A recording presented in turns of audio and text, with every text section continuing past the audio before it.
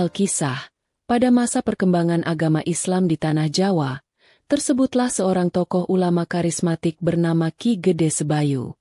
Ki Gede Sebayu dikenal sebagai pribadi yang taat, bijaksana, dan memiliki keinginan kuat untuk menyebarkan ajaran Islam ke berbagai pelosok negeri. Atas perintah dan restu dari gurunya, Ki Gede Sebayu memulai sebuah perjalanan spiritual yang panjang dan penuh tantangan. Beliau meninggalkan tanah kelahirannya, berkelana dari satu tempat ke tempat lain, menyusuri hutan lebat, menyeberangi sungai deras, dan mendaki gunung tinggi. Tujuannya hanya satu, yakni menyampaikan syiar Islam kepada masyarakat yang belum tersentuh cahaya iman. Dalam perjalanannya, Ki Gede Sebayu tidak sendirian. Beliau ditemani oleh beberapa pengikut setia yang siap sedia membantunya dalam setiap langkah dan usaha dakwahnya. Rintangan demi rintangan dihadapi dengan kesabaran dan keteguhan hati. Tak jarang beliau harus berhadapan dengan penguasa lokal yang belum menerima ajaran baru, atau bahkan menghadapi gangguan dari makhluk gaib penunggu hutan. Namun, berkat lindungan Allah dan ilmu yang dimilikinya, semua halangan tersebut dapat diatasi. Ki Gede Sebayu senantiasa mengedepankan pendekatan yang damai dan penuh kearifan dalam berdakwah. Perjalanan ini membawa Ki Gede Sebayu beserta rombongan menuju ke arah barat. Mereka melewati berbagai desa dan pedukuhan, berbagi ilmu dan tuntunan kepada siapa saja yang mau mendengarkan. Semakin jauh perjalanan, semakin banyak pula pengalaman dan pelajaran yang didapatkan. Beliau melihat langsung bagaimana kondisi masyarakat pada saat itu, dengan berbagai adat istiadat dan kepercayaan yang dianut. Akhirnya, setelah menempuh perjalanan yang cukup panjang dan melelahkan, Ki Gede Sebayu dan para pengikutnya tiba di sebuah wilayah yang masih berupa hutan belantara yang sangat luas. Daerah ini terletak di pesisir utara Pulau Jawa, sebuah tempat yang tampak subur namun belum banyak dihuni oleh manusia.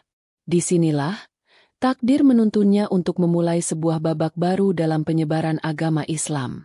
Wilayah yang baru ditemukan oleh Ki Gede Sebayu tersebut merupakan dataran rendah yang subur dengan aliran sungai yang melimpah.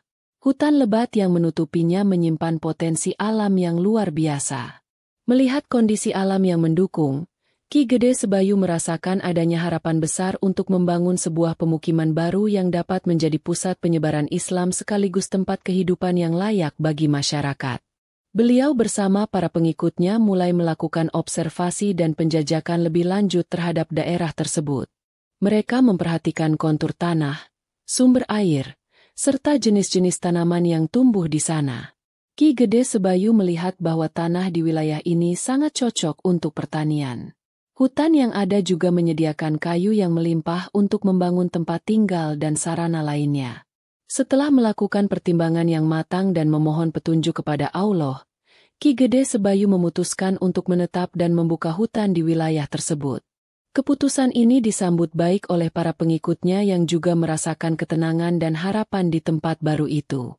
Mereka semua bersemangat untuk memulai kehidupan baru dan mewujudkan cita-cita bersama. Proses membuka hutan bukanlah pekerjaan yang mudah. Mereka harus menebang pohon-pohon besar, membersihkan semak belukar, dan meratakan tanah. Dengan peralatan sederhana dan semangat gotong royong yang tinggi, pekerjaan berat itu terasa lebih ringan. Ki Gede Sebayu sendiri turun tangan langsung, memberikan contoh dan semangat kepada para pengikutnya.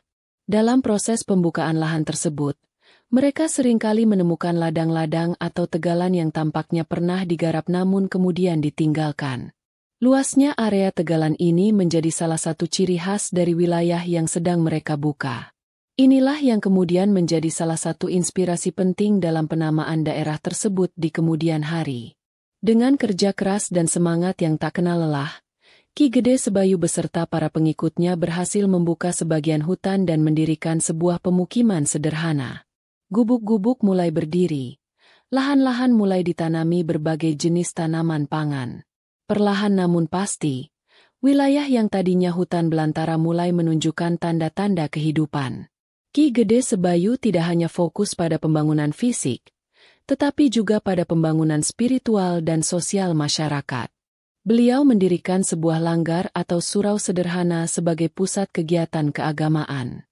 Di tempat inilah beliau mengajarkan ilmu agama Islam, membaca Al-Quran, serta memberikan nasihat dan bimbingan kepada para pengikutnya dan penduduk sekitar yang mulai berdatangan. Sistem kemasyarakatan mulai ditata dengan baik. Ki Gede Sebayu menerapkan prinsip-prinsip keadilan, kebersamaan, dan gotong royong dalam kehidupan sehari-hari. Setiap permasalahan yang timbul diselesaikan dengan musyawarah dan mufakat, mengedepankan kearifan dan kebijaksanaan. Hal ini menciptakan suasana yang harmonis dan damai di pemukiman baru tersebut. Kabar mengenai adanya pemukiman baru yang subur dan dipimpin oleh seorang ulama yang bijaksana mulai menyebar ke daerah-daerah lain. Banyak orang yang tertarik untuk datang dan bergabung, baik untuk belajar agama maupun untuk mencari penghidupan yang lebih baik. Dalam waktu yang relatif singkat, jumlah penduduk di pemukiman tersebut semakin bertambah. Kehidupan di pemukiman baru itu berjalan dengan tentram. Masyarakatnya hidup rukun, saling membantu, dan taat menjalankan ajaran agama. Ki Gede Sebayu menjadi panutan dan teladan bagi seluruh penduduk. Beliau tidak hanya sebagai pemimpin spiritual, tetapi juga sebagai pemimpin pemerintahan yang adil dan peduli terhadap kesejahteraan rakyatnya. Seiring dengan semakin berkembangnya pemukiman tersebut, muncullah kebutuhan untuk memberikan nama yang resmi bagi wilayah itu. Ki Gede Sebayu kemudian mengadakan musyawarah dengan para tokoh masyarakat dan pengikut setianya untuk membahas perihal penamaan ini. Berbagai usulan nama pun muncul, masing-masing dengan latar belakang dan makna tersendiri. Salah satu hal yang paling menonjol dari wilayah tersebut adalah banyaknya lahan pertanian atau ladang yang mereka garap. Sejak awal pembukaan hutan, mereka telah menemukan dan kemudian menciptakan banyak sekali area tegalan. Kata tegalan dalam bahasa Jawa berarti tanah daratan yang luas dan rata yang biasanya digunakan untuk bercocok tanam palawija atau tanaman semusim lainnya. Mengingat betapa dominannya area tegalan di wilayah tersebut, dan bagaimana hal itu menjadi ciri khas serta sumber penghidupan utama masyarakat, maka Ki Gede Sebayu dan para tokoh lainnya sepakat untuk menamakan daerah tersebut dengan sebutan yang merujuk pada kondisi alamnya. Kata Tegal dianggap paling tepat untuk mewakili karakteristik wilayah itu. Selain itu, ada juga pendapat yang mengaitkan nama Tegal dengan kata Tetegal yang berarti tanah lapang pemberian. Ini merujuk pada keyakinan bahwa tanah tersebut adalah anugerah dari Allah yang harus disyukuri dan dimanfaatkan sebaik-baiknya untuk kemaslahatan umat. Dengan demikian, nama Tegal mengandung makna rasa syukur dan harapan akan kesuburan yang berkelanjutan. Maka, dengan ridho Allah dan kesepakatan bersama, wilayah pemukiman baru yang subur dan ramai tersebut resmi dinamakan Tegal. Nama ini kemudian melekat dan dikenal luas hingga saat ini, menjadi identitas bagi sebuah kabupaten yang terus berkembang di pesisir utara Jawa Tengah. Nama Tegal, yang berasal dari kata tegalan atau tetegal, mengandung makna yang mendalam. Secara harfiah, Tegal berarti ladang atau tanah lapang tempat bercocok tanam. Ini mencerminkan kondisi geografis wilayah tersebut yang pada awalnya memang didominasi oleh lahan-lahan pertanian yang subur. Kesuburan tanah menjadi modal utama bagi masyarakat untuk memenuhi kebutuhan hidup dan membangun peradaban. Di balik makna harfiah tersebut, nama Tegal juga menyiratkan semangat kerja keras dan kegigihan. Proses mengubah hutan belantara menjadi lahan pertanian yang produktif membutuhkan usaha yang luar biasa. Nama ini menjadi pengingat akan perjuangan para pendahulu, khususnya Ki Gede Sebayu dan para pengikutnya, dalam membuka dan membangun daerah tersebut dari nol. Selain itu, makna Tetegal sebagai tanah lapang pemberian juga mengandung nilai spiritual. Ini mengajarkan bahwa segala sesuatu yang ada di bumi ini adalah karunia dari Allah yang Maha Kuasa. Oleh karena itu, manusia memiliki tanggung jawab untuk menjaga, melestarikan, dan memanfaatkannya dengan bijaksana demi kemaslahatan bersama dan sebagai wujud rasa syukur. Nama Tegal juga dapat diartikan sebagai tempat yang terbuka dan menerima. Sejak awal berdirinya, wilayah ini telah menjadi tempat bertemunya berbagai macam orang dari latar belakang yang berbeda. Keterbukaan ini menjadi salah satu faktor pendukung berkembangnya Tegal menjadi pusat perdagangan dan kebudayaan di kemudian hari. Dengan demikian, nama Tegal bukan sekadar sebutan geografis, melainkan juga mengandung filosofi hidup yang luhur. Ia melambangkan kesuburan, kerja keras, rasa syukur, keterbukaan, dan semangat untuk terus membangun kehidupan yang lebih baik. Nilai-nilai inilah yang terus diwariskan dari generasi ke generasi di Kabupaten Tegal. Di bawah kepemimpinan Ki Gede Sebayu, Tegal mengalami perkembangan yang pesat. Beliau tidak hanya berhasil membangun fondasi spiritual dan sosial yang kuat, tetapi juga meletakkan dasar-dasar pemerintahan yang adil dan teratur. Harisma dan kebijaksanaannya membuat Tegal menjadi daerah yang disegani sekaligus dihormati oleh wilayah-wilayah lain di sekitarnya. Sektor pertanian menjadi tulang punggung perekonomian Tegal. Ki Gede Sebayu mendorong masyarakatnya untuk terus meningkatkan hasil pertanian dengan menerapkan teknik-teknik bercocok tanam yang baik. Irigasi mulai ditata untuk memastikan ketersediaan air bagi lahan-lahan pertanian. Hasil bumi Tegal yang melimpah tidak hanya cukup untuk memenuhi kebutuhan lokal, tetapi juga mulai diperdagangkan ke daerah lain. Selain pertanian, Ki Gede Sebayu juga memperhatikan aspek keamanan dan ketertiban. Beliau membentuk satuan-satuan keamanan untuk menjaga wilayah Tegal dari berbagai ancaman, baik dari dalam maupun dari luar. Dengan suasana yang aman dan tentram, masyarakat dapat bekerja dan beraktivitas dengan tenang, yang pada gilirannya semakin mendorong kemajuan daerah. Pendidikan agama tetap menjadi prioritas utama. Langgar atau surau yang didirikan Ki Gede Sebayu terus berkembang menjadi pusat pengajaran Islam yang penting. Banyak santri berdatangan dari berbagai penjuru untuk menimba ilmu dari beliau.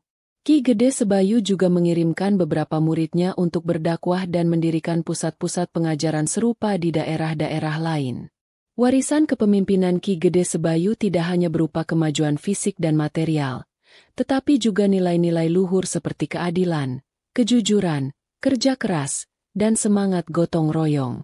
Nilai-nilai inilah yang menjadi fondasi kuat bagi perkembangan Tegal di masa-masa selanjutnya, bahkan hingga saat ini. Beliau dikenang sebagai bapak pendiri Tegal.